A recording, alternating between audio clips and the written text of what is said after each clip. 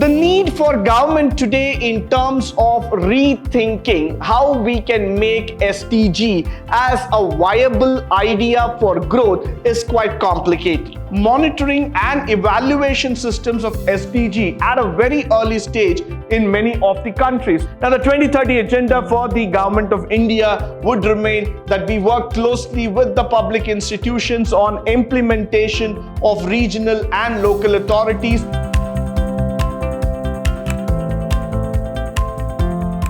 Good morning and welcome to the first session in Chapter 5, Unit 4, second semester B.Ca, Sustainable Development, where we are going to talk about sustainable development, governance and policy. Now, this is a very important topic. Why? Because as we set the roadmap for the sustainable development, we also seek to make this place a better place to live in. Now, our aim here is that we want to reduce on poverty, hunger, disease, climate change, gender inequality. We have many topics that we want to address in this modern world. But not everything can be addressed together. Not everything can be resolved overnight. What we are trying to see here is that as far as possible, anything that can be a threat to the planet, an immediate threat to the planet Earth and to the well-being of the citizens, we want to remove it, we want to eradicate it as soon as possible. So that's why instead of looking into the world spread with negativity, we want to build in the sustainable goal with all the positive ideas in the mind so that we can create better jobs, we can create better infrastructure, better oceans, energy, and responsible consumption factors altogether. Now, what are we trying to do in this SDG is that we represent a complex governance challenge. Why? The need for government today in terms of rethinking how we can make SDG as a viable idea for growth is quite complicated. Let me just try to explain it to you, because as in the government has only been a supervisor, has been a monitor in terms of looking into the policies and the various ideas that have been promoted. But today, SDG is not about just monitoring. SDG is not just about bringing in factors of a checklist. SDG requires a 24/7 active involvement in terms of understanding each and every activity, making the intergovernmental nature of work more and more complicated. Why? Because we are not just depending on government here, but we are also going to include the private organization. Therefore, this public-private partnership is going to pose a serious challenge in terms of administering the goals. Followed by, when you talk about the practice, there is also certain obstacles that we need to overcome. And why? Because whenever you make a policy, the policy looks very good in the paper. But when you want the policy to come into action, it's not going to be that easy. Why? Because people might come back and ask you this question: how are you going to make it effective? So for today, when you look at India as a country, our approach in terms of addressing the sustainable goal, the implementation are a very big barriers. All of us know what has been the nature of climate change that has been happening on the various cities of India, starting from Bangalore to Pune to Mumbai, or probably any other parts of Assam or Bihar and other areas where we have been flooded by the heavy downfall of rain. Now, what is happening is that because of this downpour, we have not been able to rebuild the cities. We have now started thinking about how to make these cities in India more sustainable in the coming years. So similarly, whenever we want to start something new, there's already an obstacle that is before the government. So today when you go and talk to the government saying that you want to build a new sustainable program, the question that comes to the mind of people is, how can we do it? How can we rebuild it? How can we take it forward? So with that, this mainstream policy agenda of making sustainability a proven action is definitely going to be a very big challenge. Followed by, for example, SDGs are not yet integrated with the governance mechanism, starting from the procurement system, the leadership skill, the competencies in terms of cross-cutting agenda and other factors. So now what we are going to come in here is that one side, there is a set of experts who know about the SDG, that's the Sustainable Development Goals. The other side, you have the common public who want to see action, who want to see that will the government be able to give them a relief in terms of better living conditions. So for the government, now the question that comes before is that how is the execution going to be taken forward? One side, we have excellent policy makers, we have think tanks, we have institutions that can come up with great ideas. But the other side, when it comes to the governance mechanism, when it comes to the executionary part, we still lack people with expertise. We lack in terms of addressing the core issues of the society. So whenever we are going to talk about this sustainable development goal, we need to keep in mind, are we fully equipped to address the situation? Followed by monitoring and evaluation systems of SDG at a very early stage in many of the countries. Why? Because when we compare India with UK or probably with US or Germany or Japan or any of those advanced nations across the globe, we are in a very early stage to comment upon the growth of sustainability.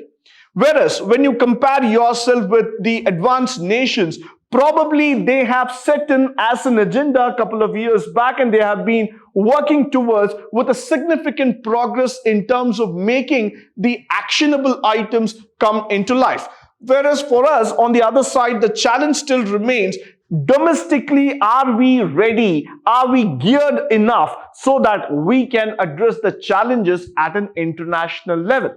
One side, when we talk about the India as a development nation, as a development story altogether, the other side, there are questions that are hanging before the government, addressing issues of poverty, hunger, so many other factors, including unemployment, which seems to be a never-ending trouble for any government that comes to power. So that's why I see that the cross-border nation problems or any other kind of external factors need to be controlled first, and then we can talk about sustainability. Followed by the countries that are making a considerable effort to meet these challenges, and progress have been made in many years. Yeah, they are definitely moving very firm in terms of the partnership, and they've also come together in terms of addressing the best practices which they learn from each other. So at one point of this journey, let me try to address certain things very, very clearly. The first thing is that I'm trying to look about is how can we come together as a team? How can we come together as a performing nation, share the best practices, learn from other nations, and start moving up? Sometime back in India, we had a dream that India would also have a bullet train like Japan. Today, the Vande Bharat Express, which has been running from Ahmedabad to Mumbai, has been able to set a record. Within 5 hours, they have been able to reach the destination. So today, India's dreams are turning into reality. But this has been possible. Why? Because we understood the need for infrastructural development, logistics, and the need for transport mechanisms which would connect the cities and help in the expansion of trade and commerce. The example where we took this is from none other from the country Japan. Now, that example is good for a particular sector. But what about the other sectors that we are talking about? Definitely the aviation sector is improving. The healthcare sector is making a rapid stride. Today we have come up with new education policies. Yes, this is brilliant. But then when we go back and try to understand the root level problems like that of hunger, poverty, or the unemployment, or when we talk about the malnutrition, there are still many more gaps to be addressed. So that is where what we try to say here is that if we can forge in a stronger partnership with other nations, learn the best practices, come together as a team, we would be able to address the sustainable development goals in a much better way. Followed by, let's talk about the inclusive political commitment and leadership, which is coming up in a big way. And one of the big things here is about the solar energy. I think probably every government in India across the globe have understood the need for alternative energy, and they've also started talking about the non-conventional sources of energy. Now, once when India started moving its thought process in the lines of electric vehicles or probably hybrid vehicles, let me put it in that way, we have been making a very rapid stride. We have been able to address the world saying clearly that we are geared up for the next level. Now, the first thing in this condition is that we talk about the solar energy. Now, the solar energy, the wind energy, the photosynthesis, probably, the whole lot of gamut exercise that we have been talking about is a very big process. But is the solar energy being put into the real practice, into the real action? Now, that's a big question that's coming up. Why? Because solar energy today is being used to cook food with the help of solar cookers, heat, light factors, streets, pump water for irrigation. Of course, certain states in India have quickly adopted to this system, and they have been able to take it progress to the next level as far as possible. The next one is that we have to define, implement, communicate the strategic long-term ideas altogether. So the first thing that we are looking in here is that today's generation for the future generation, that's what we want to address. We want to see that each and every citizen need to start thinking for tomorrow. We've all been good enough in understanding living the moment. But today, we have to redesign our thinking mode. We have to, reintroduce the entire concept of futuristic living. The future generation probably is standing at a brink of collapse. Now, that is a, sad truth which I would like to share with each and every one of you. Why? Because what we have been thinking is that the resources would continue to survive for endless years is the biggest myth. The rate at which we are consuming the resources in the modern world is alarming. So we might probably end up very, very quickly in terms of consumption of all the resources, and probably there might be a day, there might be a situation where our future generations are left in lurch. So that's why we need to start thinking for tomorrow and not for today.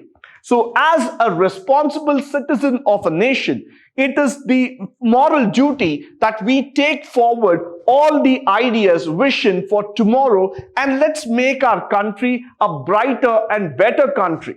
Now, the next thing that we are looking here is that how to bring this factor in a balanced manner, which means to say that one side, when we talk about development, the other side, we are also talking about sustainability. So both development and sustainability have to go hand in hand. You cannot just take one-sided role and keep ignoring the other. So we need to build a system that can probably make it far better, that can probably make it even more systematic in nature. So I'll definitely say that this is what we are looking into.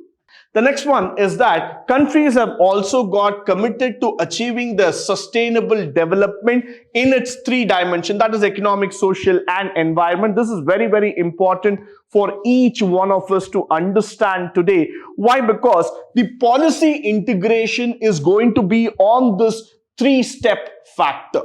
One side, we are talking about the economic growth. Yes, money, monetary policies are important for all of us. The second side, we are talking about a whole lot of social dimensions where we want the quality of life to improve. And the third side, we are talking about our environmental degradation. So we need to have a controllable factors in all these three so that our policies that we are going to design would definitely try to address each and every one of this issue and make the system even more interesting for all of us. Now, somewhere we also need to understand that by minimizing the trade-offs, what I exactly mean by this word, minimizing trade-off at all stages of the policy making process. We do not want to just compromise We do not want to just take a one-sided view here altogether. Now, you cannot go back and say to the governments, let's stop the technology, let's stop the development, let's stop the nanoscience, nanotechnology, or the rockets that we have been sending across, and let's just go and focus on go green. But we have to understand that at the cost of development, we cannot lose our environment. So we need to develop something potential enough that can address the issues altogether. So having said that, we are going to get into something more solid, something more creative, and something more balanced in the long-term vision, followed by the whole of government coordination approach, which we have been talking about, where we see that the mechanisms of policy, institutional coordination at multiple levels have to come. We have also been talking about the potential tension among the diverse interests of economic and social environmental issues. Now, for example, let me talk about India-Pakistan relationship itself.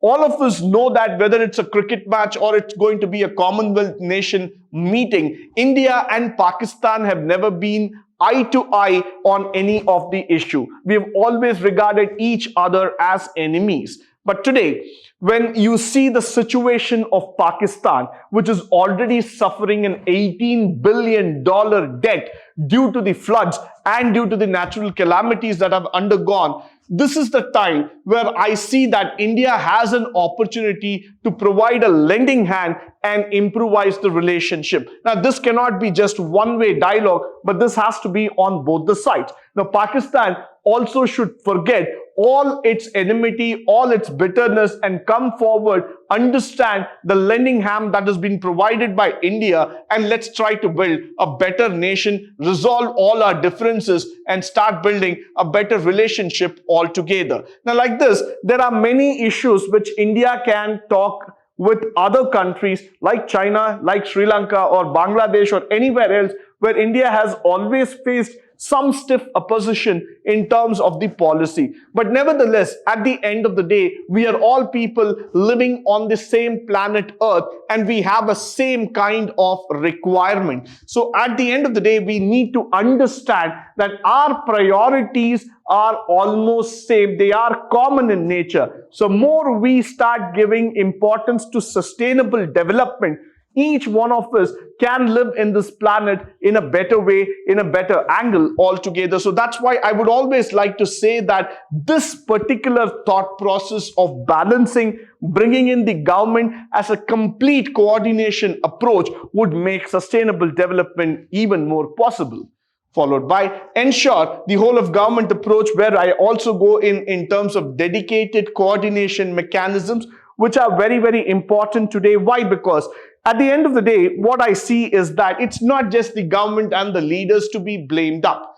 Today, when you see the issue that has happened in the city of Bangalore, it is not only the government to be blamed or be trolled about altogether in the social media. The responsibility also lies with the citizens who did not listen to the experts who had once predicted that continuous expansion of Bangalore city in the urban and the greater areas would lead to a disaster. At that point of time, we just felt that expanding Bangalore would provide more opportunities to live in as well as in terms of employment. But today, we have realized that expansion comes with a heavy cost. So at the end of the day, I would also say that the key stakeholders to this entire parameter is not just government, but also the people and the various officials who are involved in this. Now, the 2030 agenda for the government of India would remain that we work closely with the public institutions on implementation of regional and local authorities. It is estimated that 65% of 169 countries underlying the 17 SDGs will not be reached without the proper engagement of coordination with the local and the sub-national governments altogether. So this is going to be a big agenda for us. India is definitely going to stand as a shining example before other nations with the 2030 agenda in mind, making the country even more sustainable and the most developed nation in South Asia. Now, what we are trying to do is that we're going to engage a wide range of stakeholders. Yes, we are going to bring in people from different walks of life. Different companies are also going to be a part of this great exercise, which means to say that this is going to be like people putting hands and solving a very big jigsaw puzzle together. And we're going to see that the major implementation that's going to happen is through the partnership with the public and private. Probably the barriers that we are seeing is that the perception barrier, which is a very big challenge.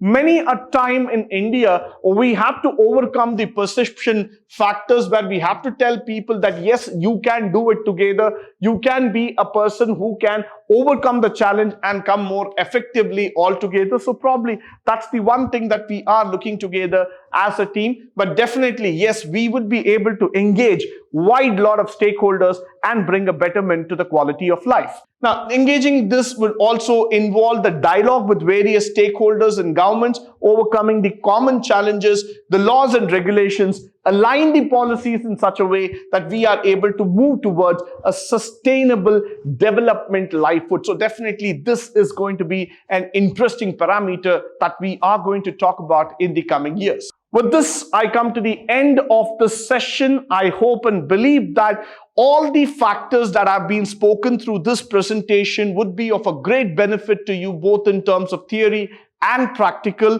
In the upcoming session, we are going to talk about the cross-border cooperation, which is the most important and the concluding part of sustainable development. But until then, stay tuned, stay blessed, and stay enlightened forever. Thank you once again for joining me today on this wonderful session.